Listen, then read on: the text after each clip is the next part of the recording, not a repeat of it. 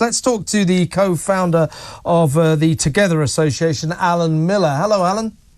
Hi, Kevin. How you doing? I'm all right, mate. Now, the way I see this, you are always very energised, quite rightly, about the horror of the lockdowns, where the government mentality incorporated this idea that they can interfere in every bit of our life. You can't go out. You can't get within 1 metre of your friend. You can't have a coffee with your friend. You can't sit at the same table in a pub. You know, now that man, you know, they could justify that if they like. I thought it was absurd, but they would say, oh, we're trying to keep people safe from disease. But I think that has created a kind of virus in itself. And that the government now, particularly this allegedly left-wing government that we now have, you know, they feel they have a mandate to interfere in our lives. And I think what we're talking about here with Kirsty Allsopp, Ron Kirsty, sorry, is a classic example of overreach of the authorities, knocking on her door or phoning her up and saying, "Oh, what have you done? What have you done?" I'm her mother. I'm his mother. I made a decision that he is responsible enough to go on this holiday. What on earth has it got to do with a local town hall? Well, you know what's so astonishing about it all, Kevin, is that in the Royal Borough of Kensington and Chelsea, even though people think it's very posh and a lot of money, there is affluence there, but it's also one of the boroughs where you have around 25% of huge deprivation. You've got enormous issues with child poverty, with a whole range of things going on, including gangs and including all sorts of people that are vulnerable. And yet this council has chosen to go to a really diligent, responsible parent. It looks very politically motivated to me. Just to say, it's been quite a while where this idea is that the majority of the public are not to be trusted. We're not to be trusted with a range of things, particularly our children. And the idea that the good and the great, those people who know better, because the great unwashed, us lot, yeah, we're shabby. We shouldn't be allowed to make decisions and execute judgment. That lot, of course, shut down our children, didn't allow them to go to school, made decisions on our behalf, the so-called people who are always so concerned about our children. I think it's really abhorrent that someone who's very diligent and chooses to exercise judgment in a responsible manner is now being pursued by the local authority. It's interesting, isn't it? Because Labour have said they want people to be able to vote at the age of 16. And here we have someone who's 15 to go with a 16-year-old. You've got a diligent parent who is actually giving responsibility to a child. I've got to say, Kevin, that there was a big debate over the last decade or so with free-range children, right? And the whole idea that you should, like when we were growing up, you could go out a lot more, you could play out in the street. Our parents would say, come back before it was dark. Increasingly, social services and others have tried to pursue people who do that. Like, you have to be a helicopter parent. And Lenore Sakesi in the States, and in New York in particular, created a huge controversy. 50% of people really supported her in letting her 11-year-old son go out on the subway. 50% were up in arms, right? But the whole idea that we give children, young people, some sense of responsibility whilst helping them, guiding them and teaching them so they become responsible citizens, they can make their own judgments and decisions. The idea was that somehow that she was going to be on a first strike and you're out. She was being irresponsible. Actually, she was being really diligent, considerate, and creating a foundation for, a child to take responsibility. And I'm really concerned that we've got a state that doesn't want to do infrastructure, that doesn't want to build like really efficient, robust energy supply, doesn't work with the private sector and the state to make sure that we've got robust delivery of services in the hospitals, but we've got ideological impacts, doesn't want to do that in schools, but instead wants to reshape and curate and intervene in the private sphere increasingly. I think it's really problematic, and really we should assert ourselves and say it's not acceptable. Do you know what it reminds me of? I mean, what this debate is, Alan, it's this, is who raises children? Is it mothers and fathers? Is it parents? Or is it the state?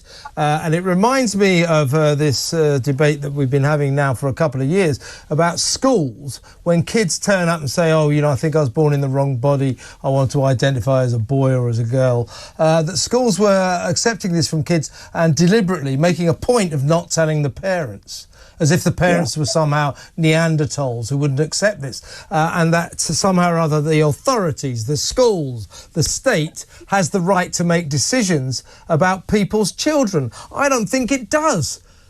Parents make decisions about their children, not teachers, not the authorities, not social services, not the government.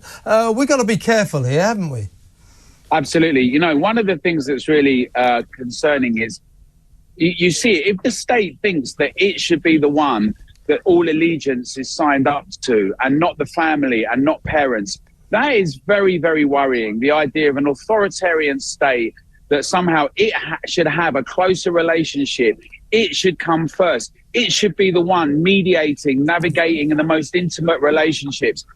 You're absolutely right. The idea that schools say to children, you don't need to talk to your parents. We don't need to talk to your parents about such crucial decisions, not about the kind of clothes you're wearing, but about things that are going to transform your whole body and, your whole psyche for your whole life. It's absolutely abhorrent. But we've seen it for quite a while. Are you the right type of parent if you're going to adopt? The whole idea is that you should have certain types of views that fit in with the people that really think their views are the prevailing ones. And I think the idea that the family and the parents make decisions and the state should move away from intervening constantly in private sphere and be much more accountable in terms of delivering in the public sphere in a limited fashion around key areas, right? What they've actually ended up doing is saying we're not going to be able to execute around infrastructure, around energy, around house building, around services. And instead what we want to do is we want to modify and navigate your everyday lives and positions. Absolutely. And Kirsty Allsopp has been told, so this is now an official file has been opened.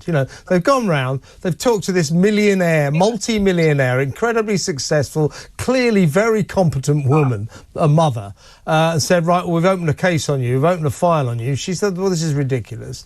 They won't close the file. She's now on record. This could affect this kid's ability to go to America. He could be laid down as a problem child. I think Kirsty Alley should... keep calling her Kirsty Alley. That's a different Kirsty. Kirsty Allsopp should launch legal action to make sure they close this file. But their refusal to do so is typical of governmental overreach, isn't it? It absolutely is typical, Kevin. And I think the thing is that, the public needs to be very strong on this. We need to be able to assert our voices and say, we have interests and needs, and local authorities, we see it across the board. We see it in terms of them saying, you're the wrong type of person, you've got the wrong type of idea about cars, about how you travel, about the kind of roads you have. You've got the wrong kind of attitude towards rubbish and recycling. You're the wrong, it's a very kind of conceited, very metropolitan particular outlet. How about this one, Alan? You put the wrong kind of things on Facebook. We'll send you to jail for 3 years, even though you're a 55-year-old grandmother. It's unbelievable, isn't it? Yeah. It's astonishing. And the idea that they're going to suffocate our free speech and our ability to express ourselves, but only certain people with certain ideas, of course, because we've seen that all sorts of people... listen, I understand there's problems with resources and prisons. We need to get that sorted as well. But the idea that people that have done violent crimes or paedophilia or all sorts of things getting let out, not get in prison. Alan, I'm with you, Alan. I've got to go, though. It's the end of the hour. Thank you so much. Always great. Alan Miller there from the Together Association.